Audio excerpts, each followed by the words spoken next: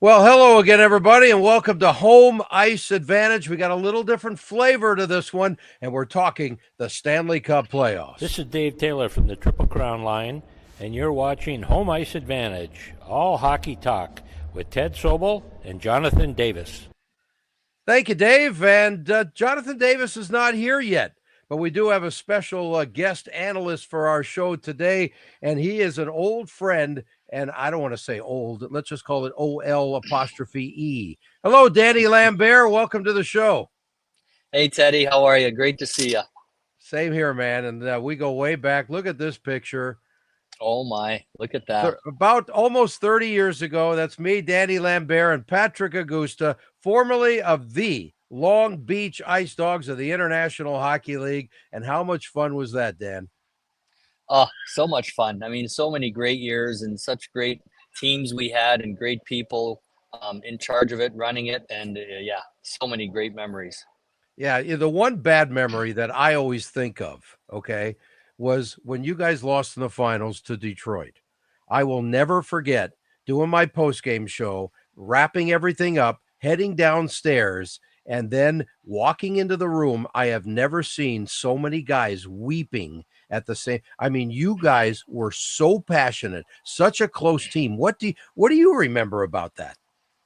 Oh, I remember going into the final, and I wasn't healthy, and I Right. wasn't myself, and whenever that happens, you always feel like, my gosh, I could have done more, I should have done more, but sometimes your body doesn't allow that to happen. But Right. um,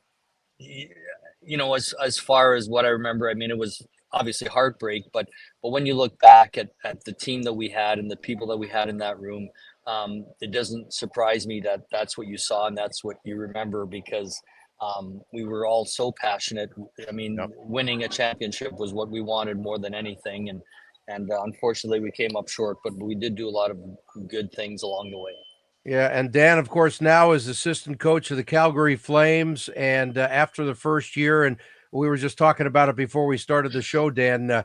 Some good times this year. You didn't make the playoffs. The only reason you're talking to me right now is because you didn't make the playoffs, but you were so close. And I think you guys exceeded your expectations, which is great for the growth of this group. Well, you're right. When everybody's got, different expectations at the start of the year. And I don't think anybody picked us to finish probably higher than the bottom five, to be honest Right, with you. And that's right. where people had us pegged. And it didn't matter if you're a hockey person or not. That's kind of where people had us pegged. And to the way Ryan Huska got our group playing, and the way that the guys gelled together was actually amazing. And the fact that we made a push, and really every game mattered until game 81, I believe it was, in the third period, is when we were officially eliminated. Right. And still the guys kept pushing. So it was, there's a lot of pride in that, and a lot of pride in that room, and a lot of care and a lot of passion, and almost like you just described our team in Long Beach. Yeah, that's great. And just for the hopes of the future, you pick up a couple of guys in the draft, and hopefully you've got a few guys that are close to being ready coming out of the minor leagues as well, right? Yeah, I mean, we have this young defenseman, Zane Perek, that they think is going to be really special, and there's no Good. doubt that he has a lot of talent. And and I know that talent is one thing, but to actually fulfill that is not always easy. But he is a real good young man, and we're hoping that he can be part of the solution for sure. Well, that'd be nice. Okay, speaking of young men, let's go back a couple of years here. Your Oh rookie my. card in Francais as part of the Quebec Nordique. What was that like coming into the NHL with that team at the time? Well, my first game in the NHL was, right at the end of the year. It was the last game of the year for the Nordiques, and I was Okay, 21 years old, right. and actually it was Guy Lafleur's last game ever. Wow. And being a French Canadian, obviously I was a huge fan, and I couldn't believe that I was actually sharing the ice in this really special game and special Great. moment. And then playing with like Joe Sakic, Matt Sundin, Owen Nolan, like these guys that well, Joe and I had been friends for a long time playing junior together, but these other young, talented players, like they were all 20, 19, 21. I mean, it was the start of what I guess Colorado ended up becoming. But yeah, it was amazing. And obviously getting to play in the National Hockey League, I cherished every single second that I was there for. Unfortunately, it didn't last long enough, Ted, which is, but that's life, right? It's not easy. Yeah. It's not easy to get there. It's even harder to stay. Yeah, you got that right. Guess who's just joined us? Some guy named John Davis. Hello, Johnny. Hey guys, I'm sorry. Just no, don't be sorry. It's all good. You take care of biz. It's good to have you. The John meet Danny. Dan meet John. Yeah, hey John, nice to meet you. Nice to meet you as well. Yes, we're just reminiscing here a little bit at the start of the show, John, about Dan's career, starting out with his boyhood fave and friend Joe Sakic, and Guy Lafleur's last game in the league was Danny's first game. That's with right. The Quebec Nordique. How great is that? That's Hey, I mean, look, for a guy, me born in Montreal, raised in Toronto, I wore a Peter Stastny jersey for years and years growing up as a kid. Nice. And wow, had the pleasure of meeting, doing a feature with Peter and many years ago for TSN. Just one of my all-time idols. Oh wow, that's cool. I went to an NHL camp, and Peter happened to be on the team at the time and on my team, and so it was I felt the same way. He was an idol, and he was an amazing person and player. So yep. And there's Danny as a kid. I don't know what that number 50. That's never a number you want to wear in those days. That means you're on the practice squad, sort of, right?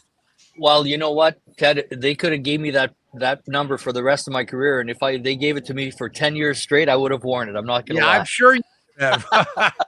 Well, yeah, but these days, you wear a number. Look, couldn't buy now it's different. I'm saying in those days. Yeah, those days. Well, I mean, when you think about it, Adam Foote got given 52, and he wore it his whole career. Oh, that's true. That's a good point. Did you play with him too? There's Danny as a defenseman with the Ice Dogs. He was the captain of our team for 4 seasons. And I need to pass along a couple of notes. I was waiting for you to join us, John. Okay, so Danny Bausma texted me this morning, and he says, tell Danny I said hi. I can't join your show now, but I'll be happy to do it soon. And he says, tell Dan he was the best shootout guy I ever saw. Oh, that's funny. That is funny. It's true. You are so damn good, Dan, in that department, no doubt about it. What made you special that way? I have no idea. I think wanting to win probably more than anything. But it's funny. It is something that I took pride in, and I had a little bit of success doing it. Yes, you did. And that followed me to Europe as well. For at least did you guys have the shootout in Europe? We did. Okay, I didn't know that. Yeah. Yes, we did. And I Yours found a was little bit of success. What was now when you were in Europe? It was 5 rounds, was it not? Yes, it was. So it was 5. The reason I bring that up because when Montreal went to the shootout in Demidov's first game, he thought he was going to get a chance to go because he thought it was 5 rounds. Oh yes, and it was only 3. They ended up not going past 3, so he wasn't.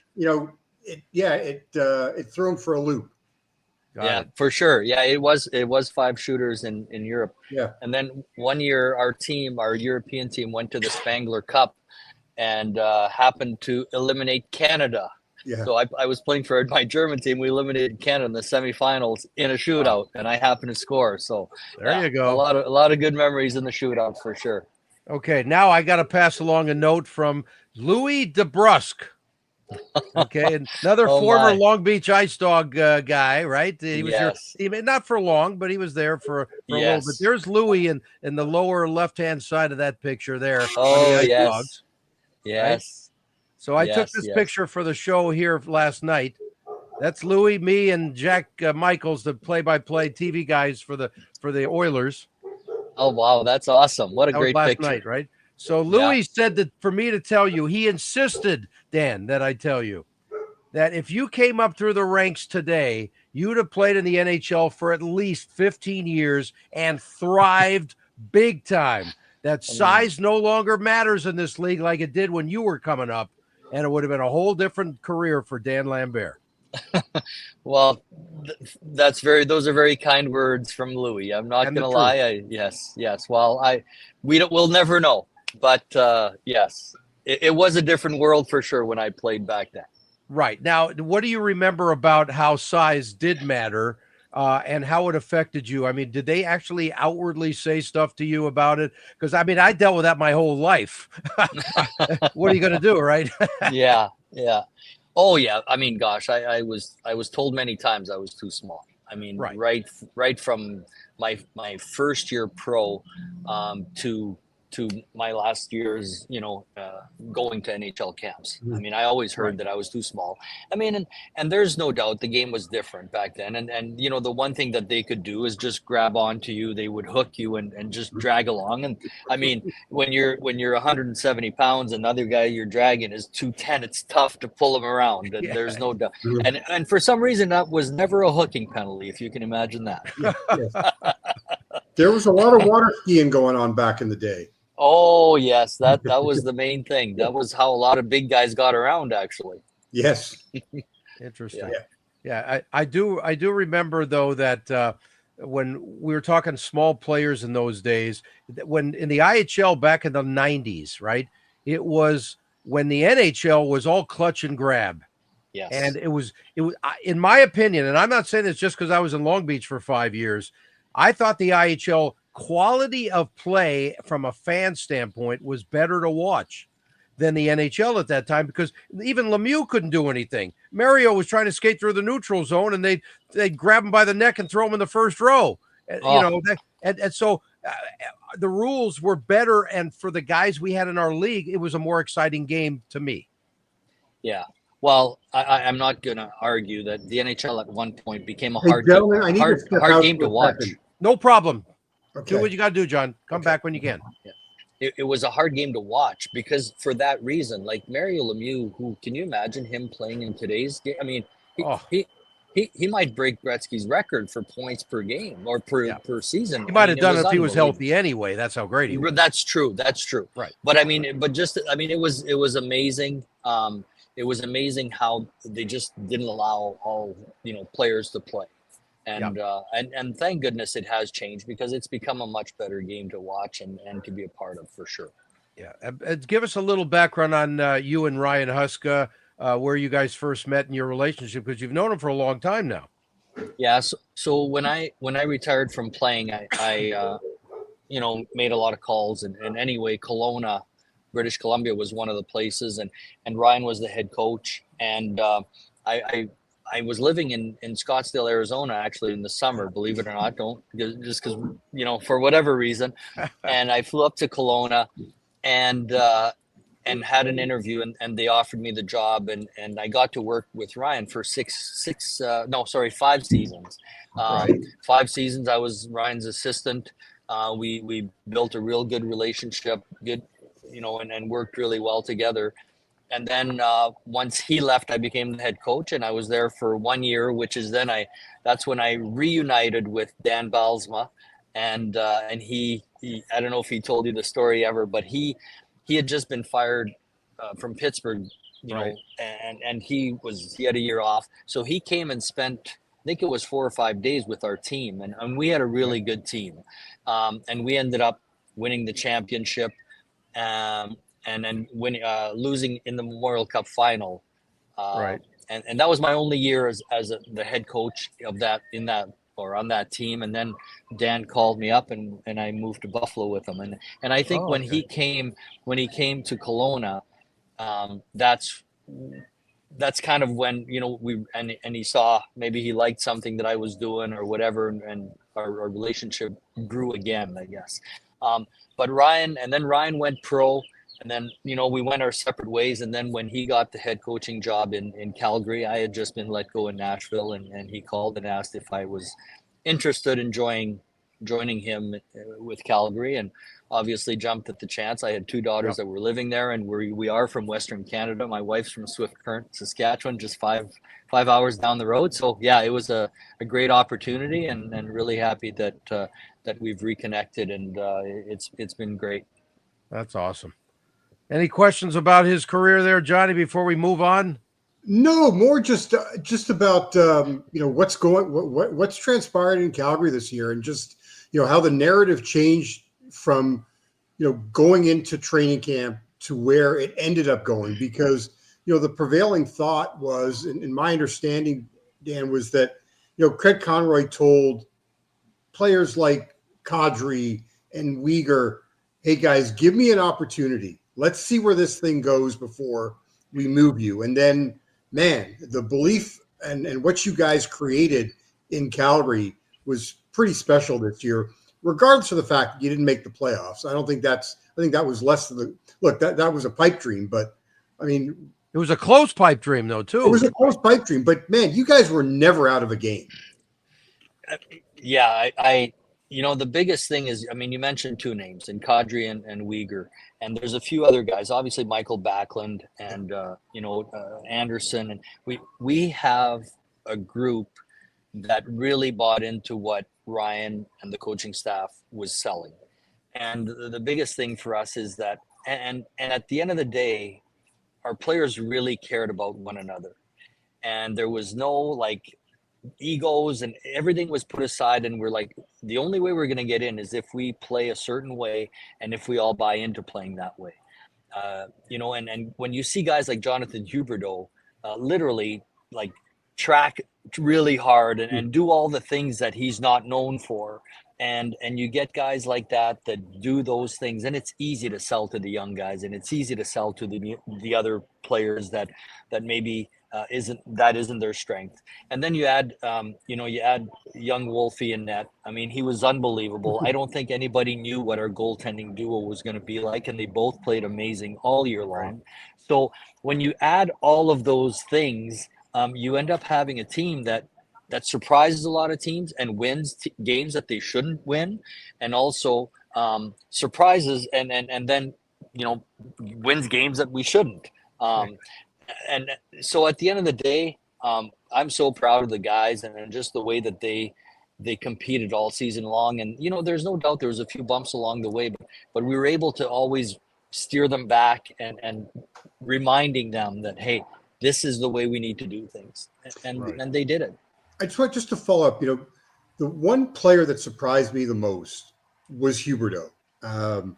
Obviously, 2 disappointing years in Calgary. I think, he had less points in his first 2 years in Calgary than his final year in Florida. But I was listening to Jason Bukala, who used to work in the Panthers organization. He's with Sportsnet now. And Jason was talking about the fact that, Huberdeau never killed penalties.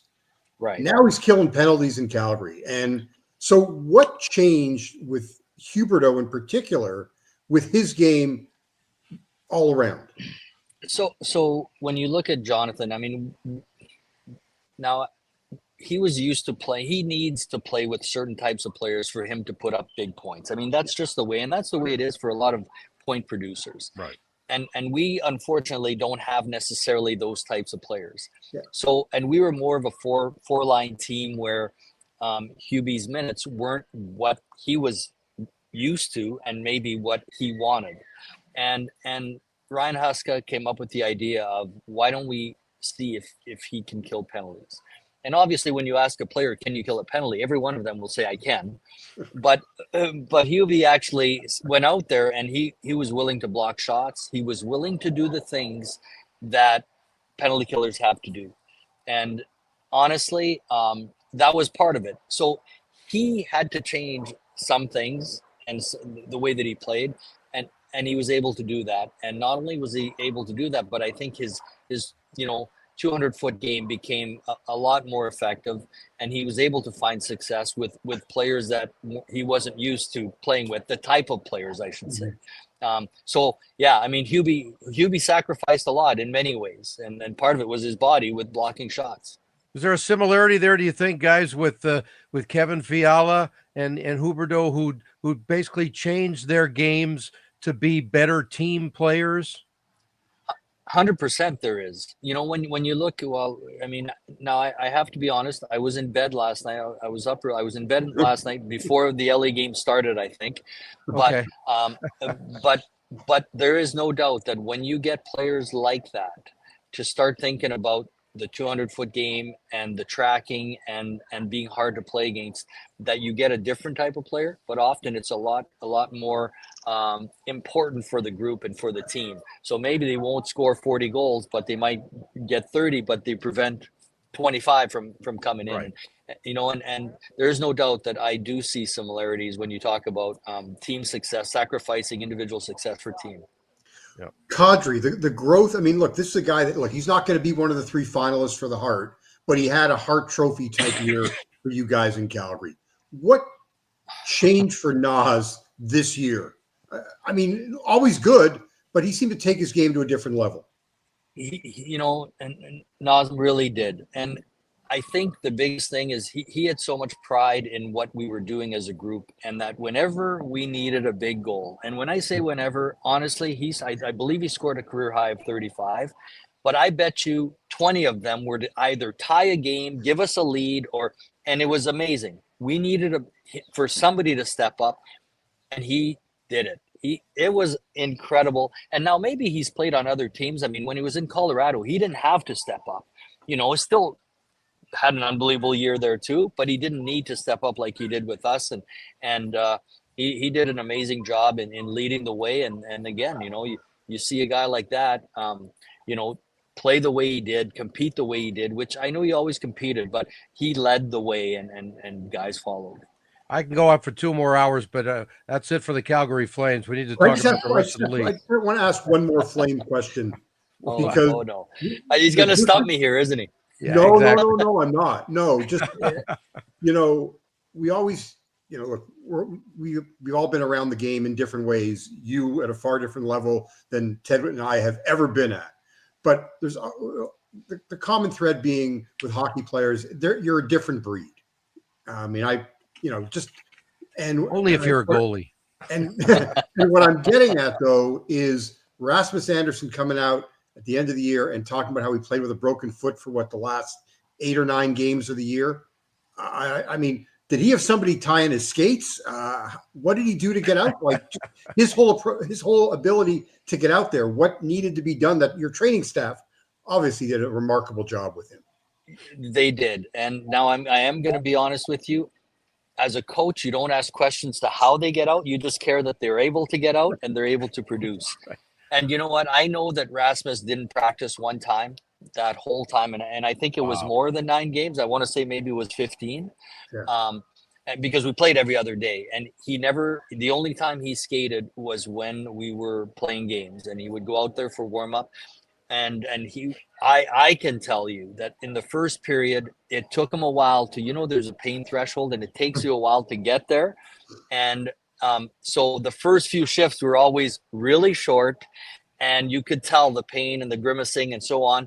And by the second period, he was playing and he was playing and he was pushing through. Now, the pills that he took or whatever, I'm not sure. And even if I knew, I probably wouldn't share it.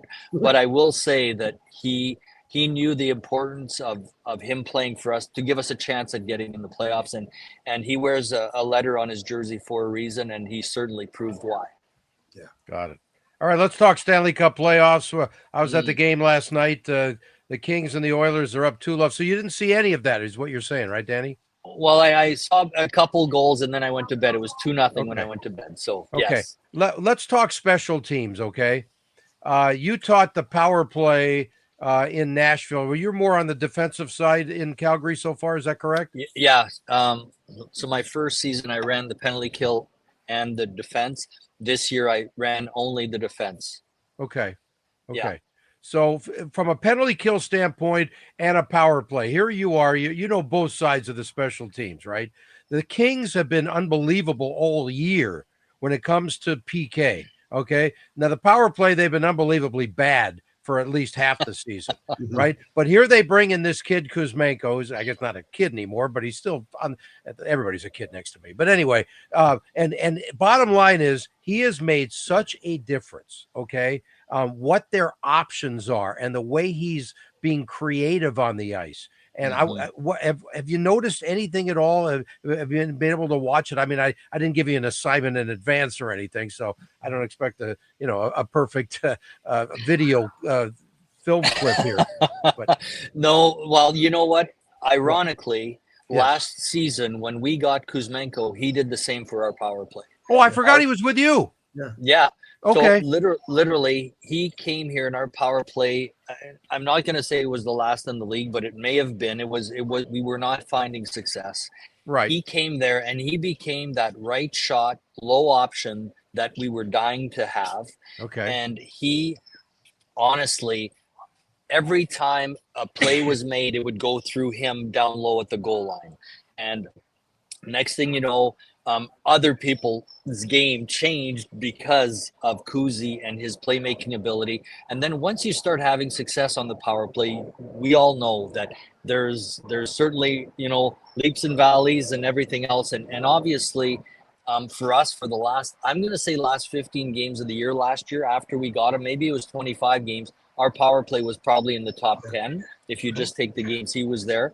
And it sounds like he may be doing the same for LA's power play. And he has amazing hands down low. He sees the game, makes plays, and he's not afraid to get in that dirty area by the net, around the net, and he's willing to tip pucks in. He's willing to he's able to make plays through the seam. He's able to find that pop player in the middle. So he is very special when it comes to those things. Yeah, he's sort of a right-handed Dan Lambert when he does his little spinorama too. That's right. But then look, LA needs him for 2 months. Why is this now the fourth team in 3 years? Like, what happens that you guys moved on from him? Philadelphia is paying half of his salary to play in LA. What's the big stumbling block, the hurdle that he needs to get over, to be able to stick? Well, I can't answer for Philly or for Vancouver. Yeah. But I think for us, again, we're at a different stage when it comes to trying to win the Stanley Cup today, and LA trying to. But we moved on from Kuzi more because of the pieces we got, not because of the person himself. And then obviously Philly, they wanted to get something for him, and I think it's more of good on LA to understand what he could add and how he fits into their roster.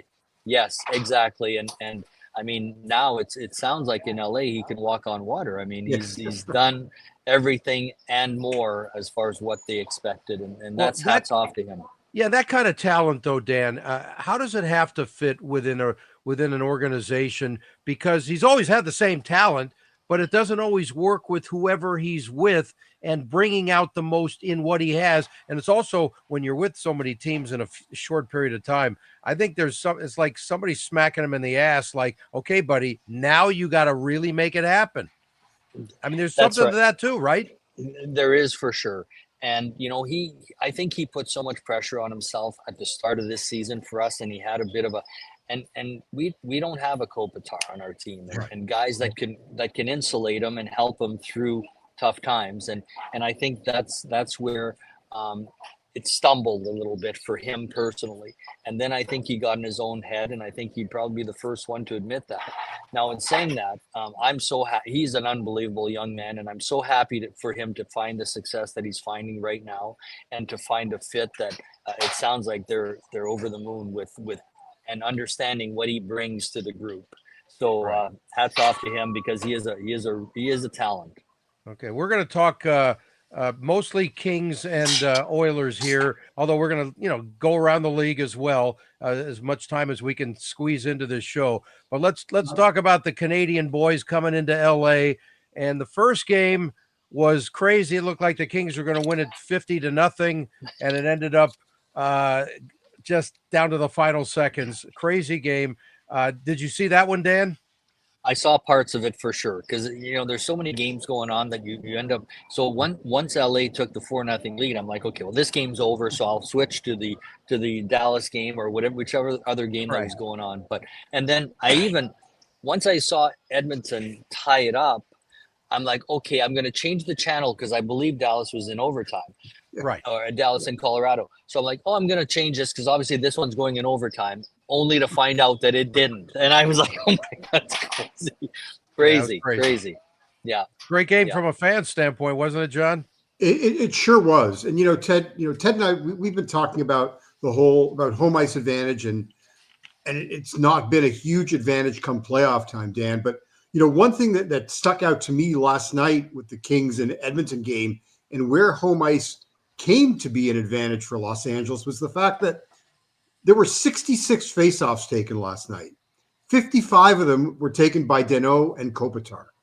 That, to me, tells you where the home ice advantage comes into play, that they took that many of the draws and they didn't leave it to Quinton Byfield or their fourth-line center, Sammy Helenius. Well, I wouldn't expect to get much time anyways, but 55 out of 66 draws. Wow. The ones they didn't take were probably icings and they couldn't take them. That's what I'm guessing. Yeah. Most likely, sure. Yeah. Yeah. Yeah. And I bet you they probably won a lot of those faceoffs. I haven't looked at the numbers. They ended, they started off strong and then it ended up being 50-50. Kopitar was at 60% through 2 periods.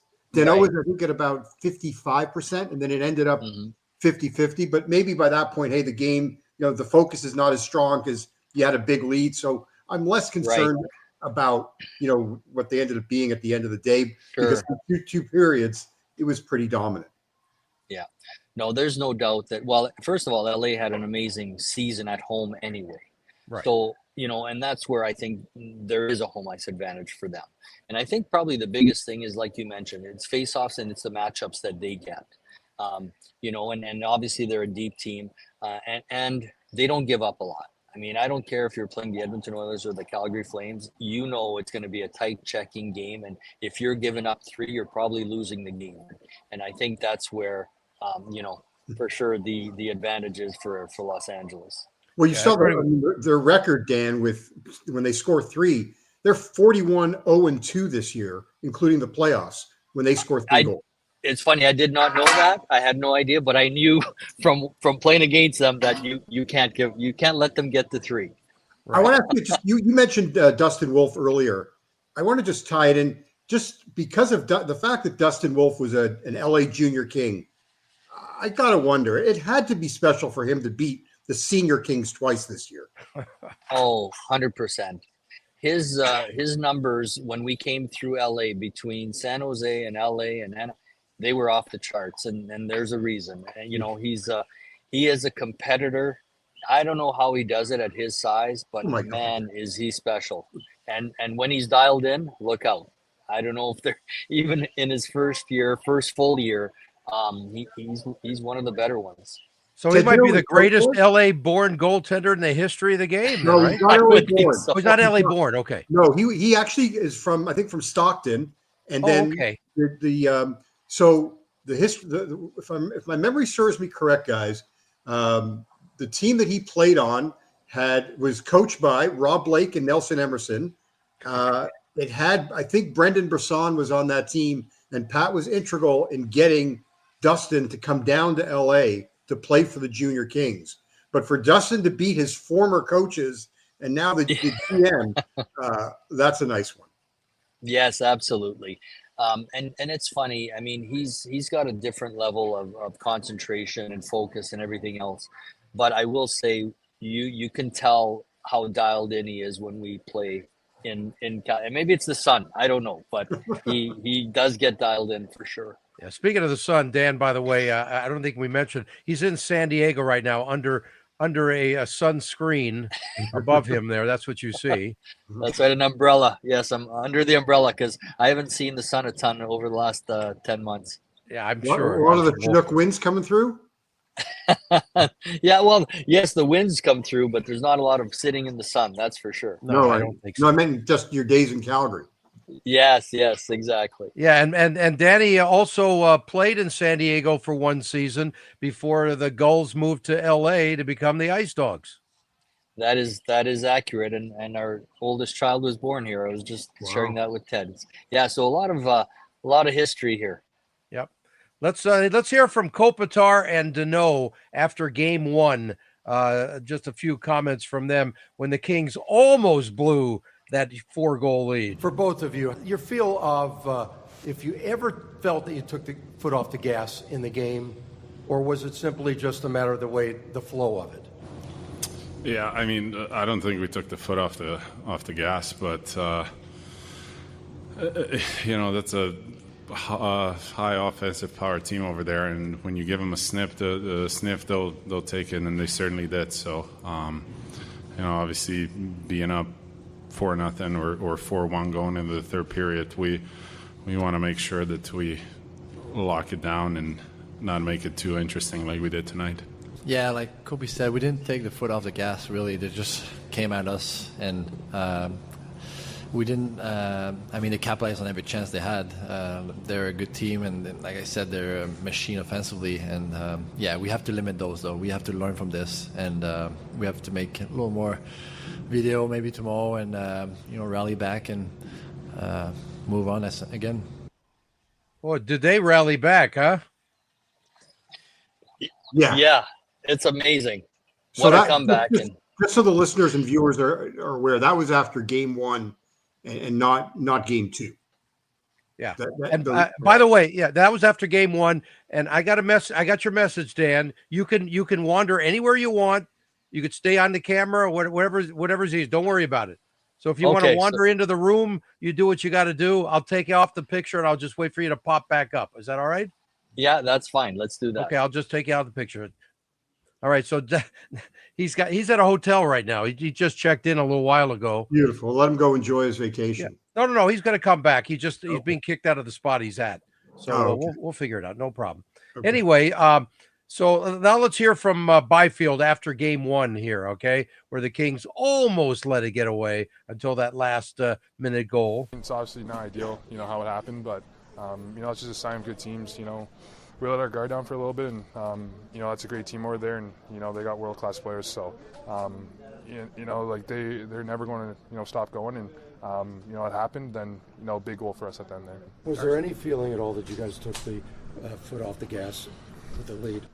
I mean, maybe a little bit, but as I said, they got some world-class players over there, so when those guys get going, they got a lot of puck touches, some space. You let McDavid get some open ice, not good things happen for us, but it's play hockey. You're never out of it. Okay, never out of it. Then Dan Lambert's never out of it. He is back. He's been thrown in hotel jail, and now he's able to get back to where he can get back on the show here. What are they doing, Danny? Did you not pay your bill in advance or what? Well, you know what? They're moving tables around, and they just asked, hey, we have to move your table. Is it possible to move over? So the gentleman was very, very respectful, and appreciate that.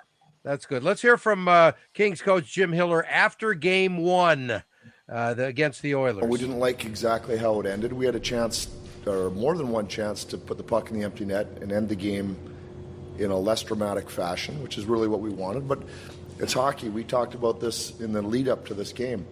That's why we all love it. You don't know exactly what's going to happen when you come to the hockey game or you tune in on TV, and that's why it's so exciting. You got guys out there playing passionately, and different things can happen. And tonight was one of those nights where, from an entertainment perspective, you just had to hold your breath and see how it was going to finish. So we played well.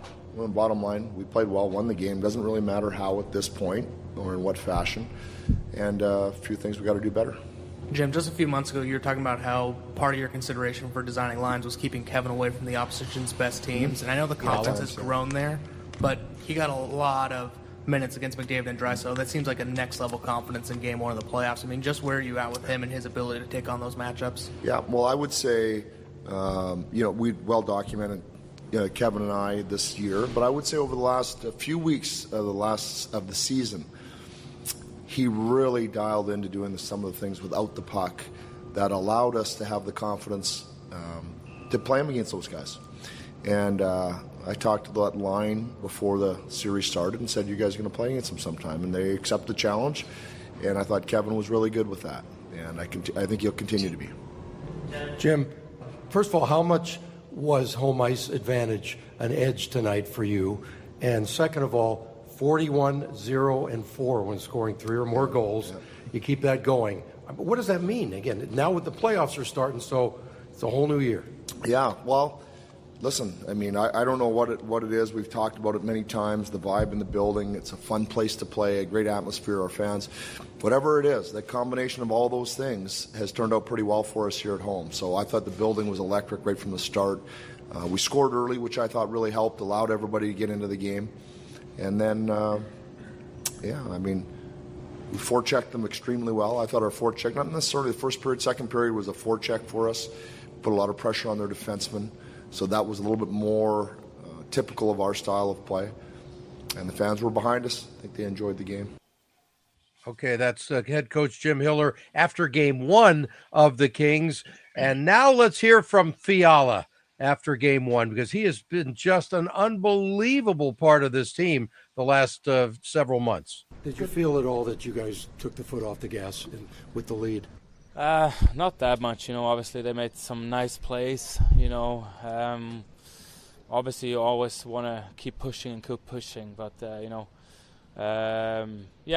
we can learn from today, obviously. So hopefully that doesn't happen next time. Kevin, big moment for Phil there, obviously. 2 goals tonight. He didn't score a whole lot during the season. What do you think this means for him to have a night and a moment like that? A lot, he did it, all season long, even if you didn't see it on the score sheet. He showed up, he works so hard, so good sticks, it's so hard to play against him. He's fast, he does all these little things, blocking shots, PK, and getting rewarded today like that is awesome to see. And, he deserves it. And I'm sure he will do it again. Kevin Fiala of the Kings. Dan, I want to get your thoughts on the way the Kings won game 1. It's a win is a win. It doesn't matter. But does it matter at all in the room how you almost let one get away and you found a way to win? Yeah, I think the fact that they won it is all that matters. Right. And when you're playing against, arguably the best duo in hockey, they do have the power to be able to make comebacks on their own. And there's no doubt that, you saw some very good offensive plays by McDavid and they drag people into it, and Draisaitl can do the same thing. Yeah. But the fact that LA was able to keep their composure and still find a way to win after giving up that lead, I think speaks volumes of their team and their leaders and everything else, that they were able to keep it on the tracks, even though, now had they lost that game, maybe that's devastating. I don't know. Right. And each team is different, probably handles it differently. And, maybe how it affects the goalie, how it affects the group, the team, the coaching staff, who knows? But the fact that they were able to win it, it doesn't matter. Like, now that they've won it, it doesn't matter how they win it. And then I think last night you saw more of probably the way that you're going to see them play, because that's certainly how they played for whether it was 50 minutes in the first game. And they're a team that doesn't give up a lot. Yeah, that's the way they play most of the season. You talk about like a lockdown team D, right, where you're not going to give up chances often. That's right. And but again, when you play against players that are as special as McDavid, you cannot let your guard down, because it can quickly change, and momentum can do that. But honestly, I'm sure winning that game for LA did wonders for them. And then, the way they won last night also, it's like, what, this is a team that's dialed in, and my goodness, I don't know that anybody wants to play them right now because of their depth and the fact that they can lock it down as well as any team. And we all know that defense wins games at this time of year and wins championships, and they're certainly locked in that department. All right, I'm going to take a bit of a different approach on the series, because I think that, not to take anything away from LA, but Edmonton has given them, I think, in virtually 2 games. Evan Bouchard in game 1 had one of the worst games of the playoffs outside of Shea Theodore for Vegas in their game 2. But I don't think LA's had to work that hard to score.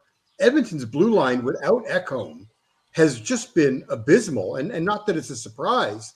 I think that was the feeling coming in. I just think that I think Edmonton, and Chris Knobloch alluded to it, maybe he's just trying to protect his players, but he talked about it after the game. I mean, they've made it very easy for LA to score, whether it's 5-on-5 or the power play. And then just one other thing, just to follow with that and have you respond, Dan, is players have told me momentum goes from shift to shift in the playoffs, not game to game. Do you buy that? Do you subscribe to that theory as well? I do, to some degree. I do believe that the way that LA won, I think it would have been devastating for them had they lost the game the way that the game went in game 1. I can't say that they would have came out differently in game 2, but it certainly would have given them a lot more doubt in, can we stop McDavid? Can we stop Draisaitl? Can we stop these two? Now, in saying what you're saying about how they're scoring, there is no doubt that Edmonton they're going to struggle without Ekholm's 25 plus minutes that are now gone. Yeah. They don't have the depth, in my opinion, to replace those minutes. And maybe that's what we're seeing is now, Matthias Ekholm makes his partner better, whoever that is.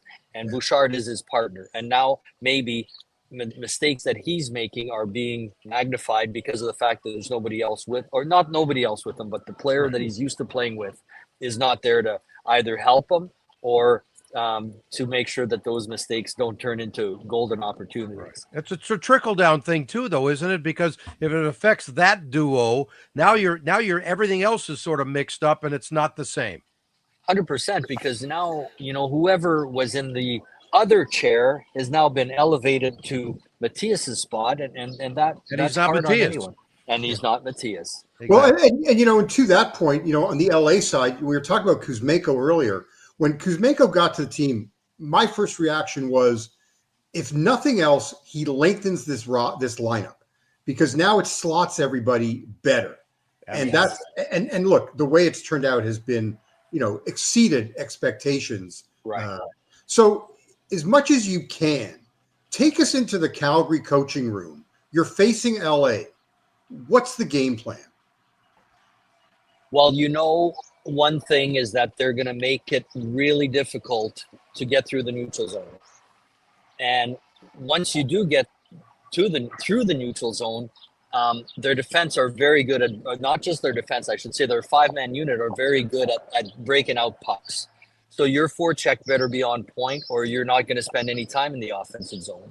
So certainly if you don't look after the puck, and it sounds like Edmonton didn't last night, because you alluded to how much and so did Knobloch. I did listen to his comments this morning. He alluded to the fact that we're giving them their offense. Well, and that's the one thing that you can't do against LA, because if you start giving up, like we said, more than 3 goals, and in this case in the playoffs it might be more than 2. The reality is now you're feeding what possible. I don't want to say it's their weakness, but it's probably one of their most weakest points is the fact that they don't score a ton of goals. Yeah, right. They score. They have players that can score, but it's not like they can fill the net 5 goals a night. But if you're giving them 3, 4, 5, I mean, you're in trouble. And for us, it was always about how do we get through the neutral zone with numbers to be able to regain possession in the offensive zone. And then once you're there, you better make good on the few opportunities you're going to get, because they don't give up a ton. Okay, but if you're going to, speaking of Knobloch, I want to play Knobloch from last night. I got a question in. Now everybody's talking about how the Kings, the transition momentum, one of the most overused words in all of sports, because you can't define it. You have no idea. It sounds great one minute, the next minute it means absolutely nothing, right? Right. So Big Mo is actually Little Mo at other times. You never know what real momentum is. But in Right. this case, from game to game, the Kings started out actually slowly last night in the first period. Okay. And even though they led 1-0, and this was the question I asked Knobloch after the game. Chris, your team has sent the Kings into the summer here 3 times in a row. Do you sense a hunger across the way that maybe you guys haven't matched yet? Obviously, they're very hungry. There's a lot of belief. They play very well at home. I don't know if there's necessarily we can play better. To say that we're not hungry, I don't know. Our guys have been waiting all year to hit the playoffs. I don't think that has anything to do with it. We need to play a little bit better. Special teams is the biggest part of it, but everywhere we can step up our game a little more. Coach, you got 80% of the puck battles you guys won in the first period, but again, no goals. So how much of that is, are you stressing finishing, because that's been a big part of this, just trying to get on the board? Yeah, absolutely. I think the first 20 minutes, probably the 40 minutes, I thought we were pretty strong. The last period, we weren't. But I thought, 5-on-5, majority of the play in the offensive zone, had some good scoring chances, and with goal scoring, it's usually some waves. Sometimes a lot of it has luck, finishing your job opportunities, being ready for that, but hopefully that turns and we're able to capitalize a little bit more. That's Chris Knobloch, head coach of the Oilers. And so, Daddy, you got a little feel for this show now. The difference between this show and almost every other show, we're actually at the games and talking to these guys. Right. It's a little different than people just saying, oh, well, I watched it on TV and this is what happened. Screw that. That's cool. Now I have to be honest with you. I can't hear the audio that you're playing. Oh, that's not good. I'm sorry this case. No, that's okay. So if you ask me any questions about his comments, I won't be able to help you. Okay, well, thanks for telling me that. The technical problem that I can't help. But bottom line is, I asked him 80%. The beginning of the game, the first period, the Oilers won 80% of the puck battles. Okay, and they were down 1-0 after the first period, and they came out flying. In the first minute, they spent like almost 2 minutes in the Kings zone. The Kings were running around, and there were a couple of decent chances up close, even though they weren't necessarily shots on goal. And it was like, wow, they're coming out buzzing. And then all of a sudden things evened out, and then the Kings got their chances, and the Oilers, they gave up some bad opportunities as well. Right. It's funny. We talk about like right now, LA's for sure feeling pretty good about themselves, as they should. But really all that's happened is they've held serve so far, and going into Edmonton is going to be a different animal because they're going to come out hungry, desperate, urgent, whatever word you want to use. And at the end of the day, if they win the next game, the pressure falls back on LA. If Edmonton wins the next game, the pressure falls back a little bit on LA because, all you've done is both teams have held serve. So, they're up 2. Well, they were supposed to be up 2. Now, as we all know, winning on the road is a different animal. And Edmonton, they're not going to go out easy if they do go out. And, they're going to try to find their mojo at home. Yeah, I want to ask like what John asked to you about Calgary facing the Kings. What about Calgary facing those two guys who was probably the greatest 1-2 punch in the last 30 years? Right. Well, yes, they're very special. And unfortunately for us, most nights we don't have an answer for them. And I'm speaking in realities. Sure. Now, I believe McDavid missed 2 games for sure against us this season. And you didn't complain. And we did not complain, and yet then we just couldn't stop Draisaitl. So Dan, that final game when Leon took over and tied it and then won it in overtime. He was possessed. He was. And I had the luxury, I don't know what you want to call it, of coaching Leon his last year junior. We traded for him at the trade deadline, and after he left, he started the year in the NHL, came to us to Kelowna around December, right around Christmas. And I can tell you, he is one good hockey player, but he's also a guy that hates to lose. And I have a feeling he might. He's got he the might focus gone at all times, doesn't he? yeah, he does. And when he wants to win a hockey game, he can certainly, take it upon himself to change the results for sure. And he did it that night. We saw it firsthand. Dan, I want to just jump on that hate to lose, because that's a narrative that I refer to a lot. And I still look back to the year that Edmonton got knocked out by Vegas, and Leon and Connor. I remember their meetings with the media right after the game. They were both in tears. They were fighting them back that night, and you can tell their hatred to lose. And then they get themselves back to the final the following year. I'm not going to ask you to respond to my specific comment about about the two guys in Toronto. To me, Matthews and Marner, I still don't see them being guys that hate to lose. They love to win. They don't hate to lose. Not ask you to comment on that, but can you just kind of describe the difference as a former player and coach, what it means to have a player who hates to lose as opposed to likes to win? Well, I think when you hate to lose, it comes from a different place. It becomes such a passion. I mean, it's one thing. I mean, when you love to win, it's like, well, yeah, of course it's fun, but when you hate to lose, it comes from an area where it's like, I refuse to not get this team to another level, and I think that it is a different mindset.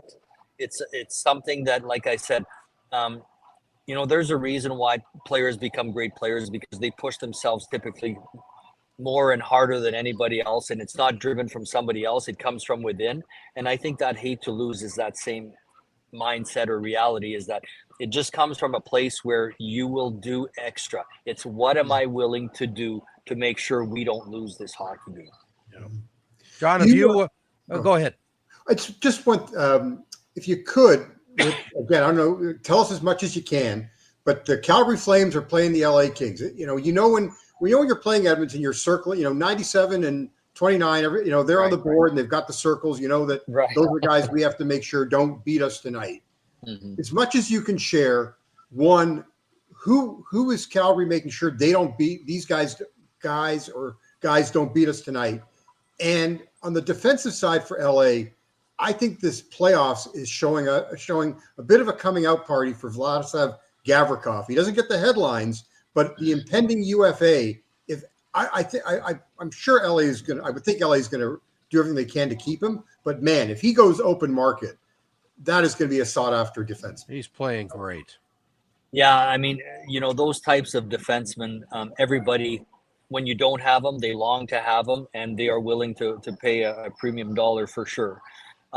Now, as far as when we played the Los Angeles Kings, it's more the focus, to be honest with you, is more on, we have to make sure we win or tie the specialty teams, because their power play, if it's struggling, you want to keep it that way. You don't want it to be the reason they beat you. And then their PK has been super good all year long, and you want to make sure that your power play at least gives you, we want to talk about that momentum, at least gives you momentum against them, because it's so difficult to play, to score or get opportunities 5-on-5.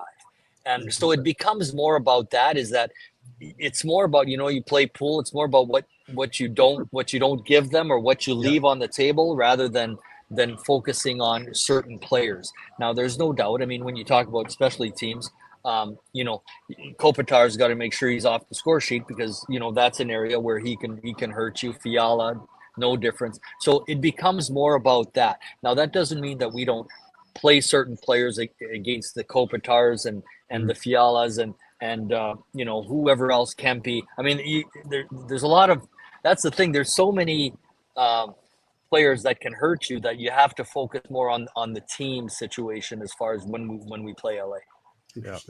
How about Warren Fogle playing the previous few years in Edmonton, and now he's with the Kings, and he's playing very well. He is so determined to win this series in a different way. I know John and I talked about this before. John, when you were telling me how Foegele was not happy with the way he was used with the Oilers, right? And so here he gets an opportunity to be himself. What does that mean to a player, Dan, when it's like, okay, now you're given that opportunity here and you want to take advantage of it. And the first team you play in the playoffs is the team that you're not thrilled with. Well, there's no doubt that you wanna show them and prove to everyone that, hey, you guys made a mistake. Now, I will say that guys like Foegele and guys like Holloway, guys that are no longer with Edmonton, I think Edmonton realizes now the fact that those players were really valuable. And there's a reason that penalty kill was at 90%. Yeah. And it was those types of players, the McLeods, like these guys is what made that happen, which allowed them to play as long as they did last season and come really one goal short of or 2 goals short of winning the Stanley Cup. So it's one of those things where I think they understood their value, but maybe the rest or whether it's management or the rest of the world didn't appreciate what they brought, especially in the playoffs. I think though, Dan, look, I agree. I mean, the penalty kill this year is suffered because of the guys that you mentioned that they don't have. And they haven't been able to, not only do they don't have, they just haven't been able to find the bodies to replace them. I think I'm not sure if it was so much underappreciated. I think part of the big problem that the Oilers, I think, had in the offseason is that you've got to take care of Leon's contract. You don't know what that number is going to be. You still have to sign McDavid. And I don't think you want to go through what Toronto went through for a number of years where you sign Nylander before you sign Matthews and Marner. So they kind of, I think, were backed into a bit of a situation. But there's no question for me, the guy that they should have kept was Holloway, and it's too bad because you can see that St. Louis has been pretty much 1 goal short in this series, and Holloway was their third leading scorer this year. 100%, and like the salary cap stuff and the salaries. I'm a coach. That's way above my pay grade. I'm just talking about the individuals. And yes, I there's no doubt that came into play. And I'm not bad mouthing anyone for not, but sometimes you're forced to make decisions that now have to let people walk. And sometimes, you see their value a lot more once you don't have them, especially if you're not able to replace them. I think that's a bit of a. I think you guys have a future Dylan Holloway, a bit of a different type player, but Matt Coronado, I think people are going to get to notice that guy as a player that fills the net in the NHL on a regular basis. You guys have a great one in Coronado. We do, and we feel very fortunate that he's in our group. And again, I think it always starts with the personality and the person first and foremost. And Matt's a young player that just continually works at his craft, wants to get better, loves to score goals, and he's a great teammate. And his work ethic is off the charts. When we first got him, we thought, we don't know if he's going to skate well enough. We're not sure what. Well, I'll tell you what, his work ethic eliminates that thought whatsoever because his feet just don't stop working. They're always moving. So his skating is not an issue at all. Scores from distance. The hardest thing to do in this league. Absolutely, and he's one of the few on our team that can do that. Yeah, that's excellent. Okay, John, are you able to hear the audio? Hear what? No, I'm joking. That's not funny. Okay, I've got the button here. I'm the one who can delete his face within seconds. But anyway, it would probably help the ratings if you did. Yeah, exactly. I hear applause in the background. I don't know who's applauding, but anyway. Let me just play real quick. I got more sound, but I'm only going to play a little because Dan can't hear it. Let's hear from Warren Foegele. What was the biggest difference of the third period in this game? What did you guys learn from game 1? Yeah, I just thought we were more composed. We were taking a deep breath. I know they scored that one there, and took a deep breath on the bench, and then we come out and score one to get the lead again. So it's just staying even keel, especially during the playoffs. You can't be too high and you can't be too low. How do you describe what home ice has meant so far? Yeah, it's been huge all year for us. We love playing in this building. We love playing in front of our fans, and I don't really know how to describe it, but it's just a feeling. We really enjoy playing here. Warren, your first season with the Kings, but you're as intimate as anyone with this series. What's it been like being on the flip side of it this year?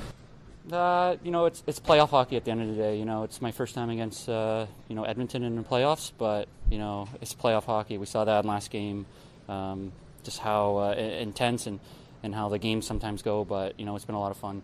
How important was it for your power play to catch fire tonight? Yeah, for sure. I think that was something we talked about coming into the series. That special teams have to be better, and kudos to our group. So we got to continue to do that. Mako changed the power play. For sure, he's super dynamic. He's kind of a hockey nerd too, and brings a great personality to this group. But super dynamic, and he just loves hockey, and he's talking about different plays, and that energy. I think we're all feeding off. Be on the other side this year. What's the personal satisfaction of your start against these guys thus far? I don't think there is a personal satisfaction. The series isn't done yet, and kind of what I said before. You take it day by day. You can't get too high and you can't get too low. Warren, Okay, so Dan, I just asked Warren, what's your personal satisfaction of what's going on? I know it's only 2 games, and he wouldn't go there. He just, hey, it's only 2 games, blah, blah, blah, and that's fine. I didn't expect a fantastic answer, but I had to ask him. What have you ever been in that situation where you went to face an old team, but because you weren't thrilled about that old team, it's like, I really want to kick these guys' ass more than ever? Yes, it did happen. My first year in Germany, I played in Cologne, and you were in Cologne and Kelowna. I love that. That's right. Isn't that something? Yeah. Totally different places, different parts of the world. Yeah. So I started. Right. Yes, that's true. So I started my first year in Germany was in Cologne, and it was an adjustment for anyone, I think, but anyway, it certainly was for me. And part of it was I loved Long Beach so much that I left part of my heart there too. So and that's the truth. And I tried to play with a lot of heart. Or I think that's just part of my personality. But anyway, you miss the guys, I bet too, right? Certainly, yeah. I mean, so then 2 years later. So the next year I played and got hurt the first game of the playoffs, and it was against Cologne, and they beat us, and they went on to win the championship. The following year, played Cologne in the finals, and we beat them in the deciding game. Nice. So that was a big time. I got my payback a little bit, and so yes, I have felt that in the past, and it is a good feeling, and it's more of, I want to show you that you guys made a mistake. Right, but how much is it tough to channel that? Because you don't want it to overtake what you're trying to do on the ice, and when the emotions get a little bit too strong, it's like, wait a minute, relax here, you still got to play the game. Yes, I mean, it's more of something that you think about after. It's not something that you need to focus on during.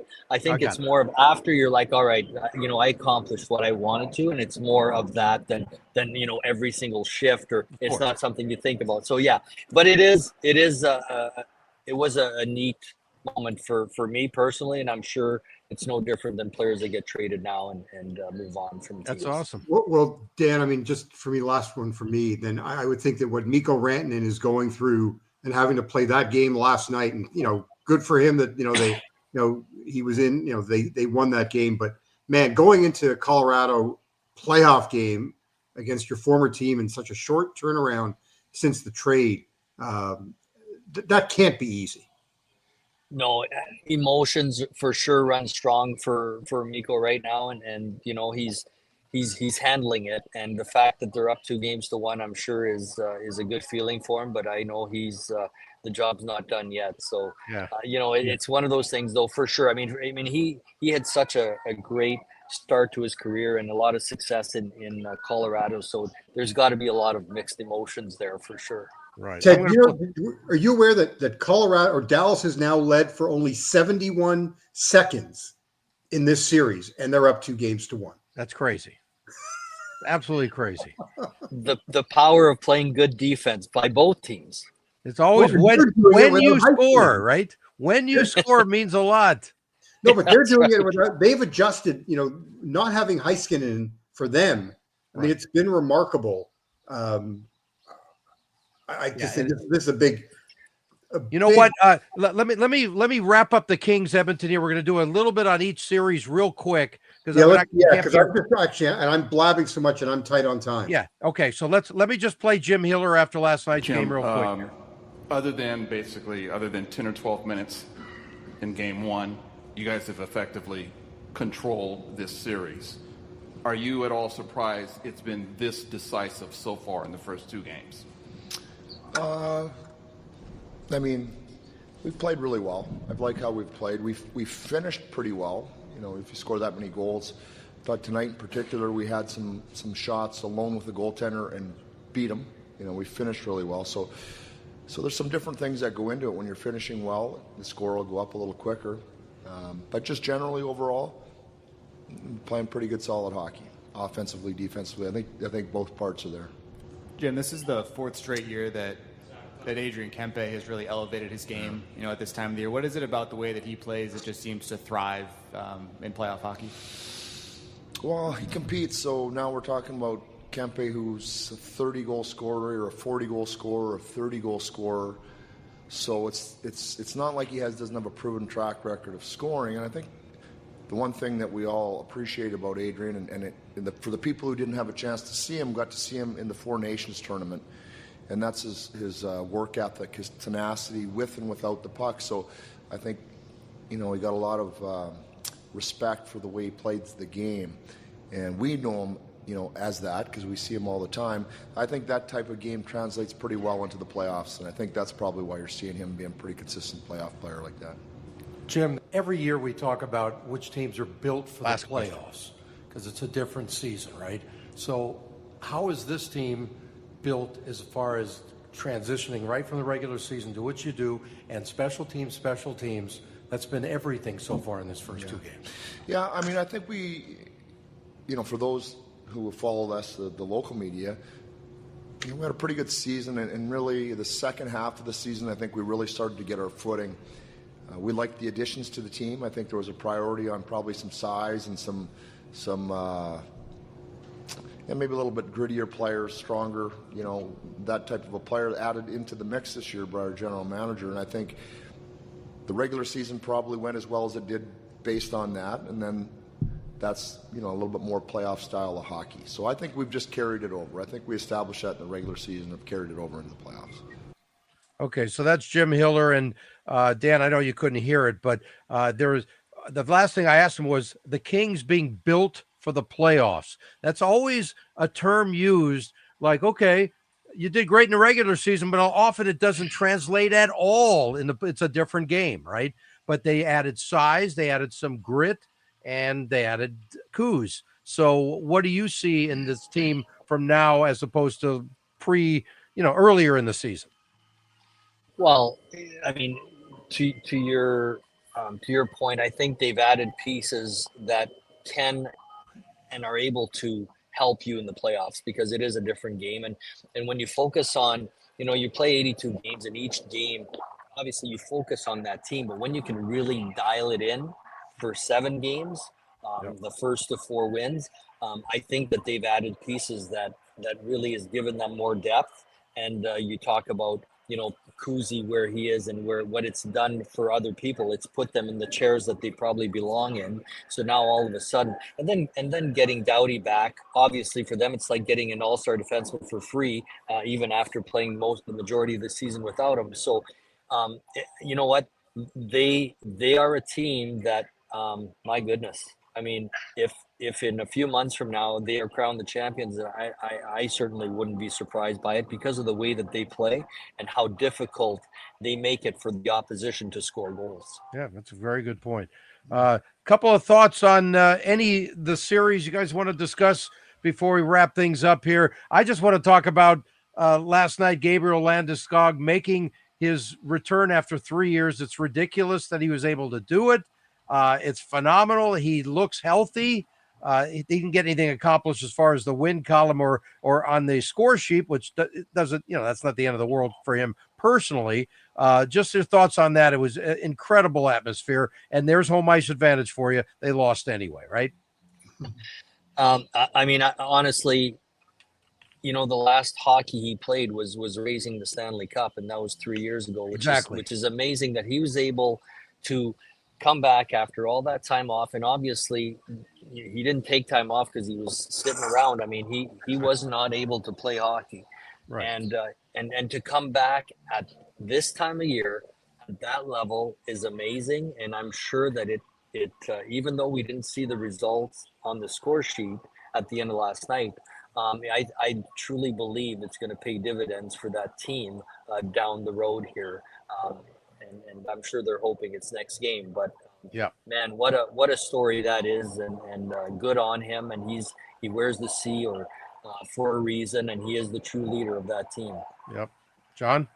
Yeah, I'll just take one from the East and one from the West. Let's stay out West. I was in Vegas for Game 2 of Vegas and Minnesota, and just look, I'm not a big X's and O's guys, Danny, but one thing that I learned from that game was that Minnesota made a big adjustment.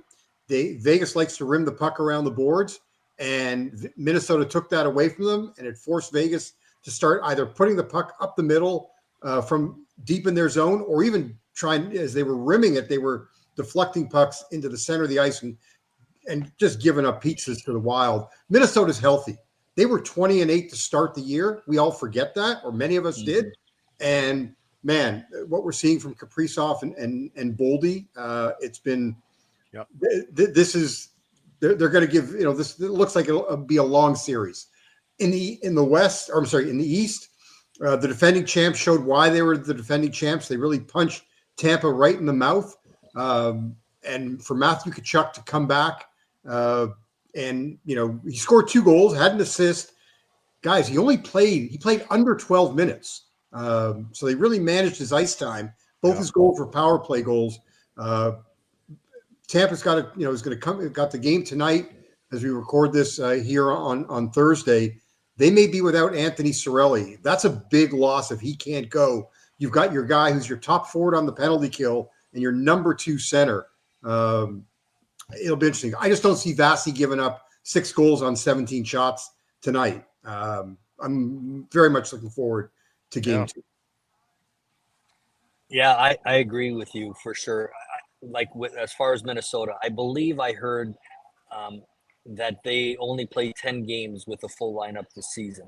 Yeah. And when you look at that in Kaprizov, the season he was having was MVP style season. Only played 37 games, and then he's off. And when he first comes back, he's not running on all cylinders.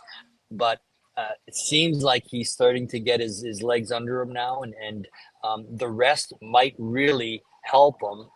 Now, obviously, I'm sure that's not what he wanted, but just the way that he's starting to look again, he's starting to look like that same dangerous player that we saw early in the season.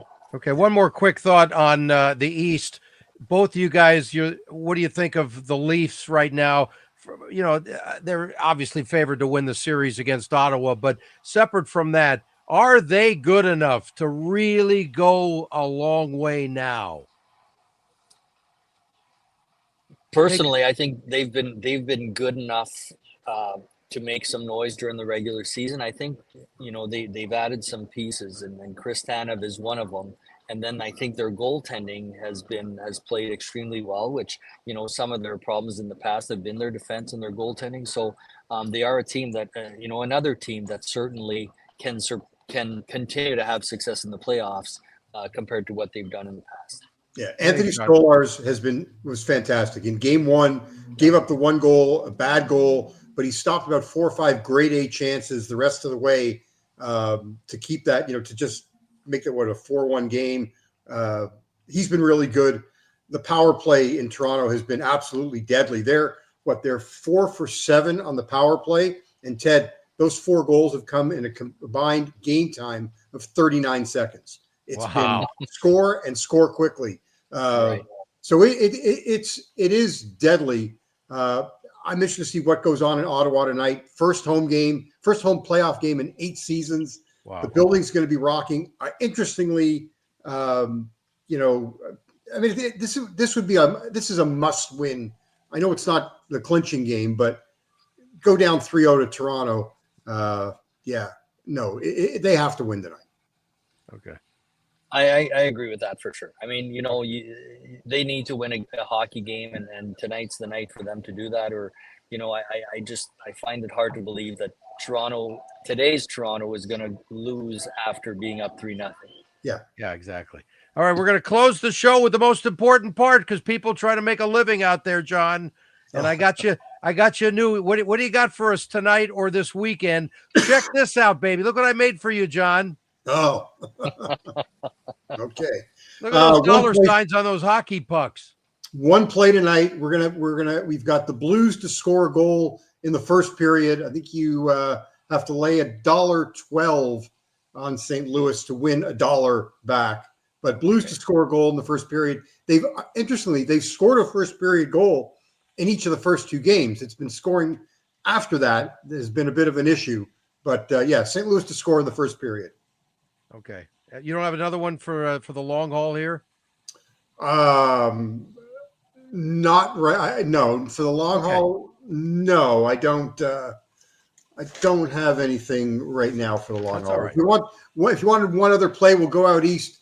Mitch Marner to get to record at least one power play point tonight. Okay, good. What's the juice on that? You get that at about plus 190. That's not bad. Yeah.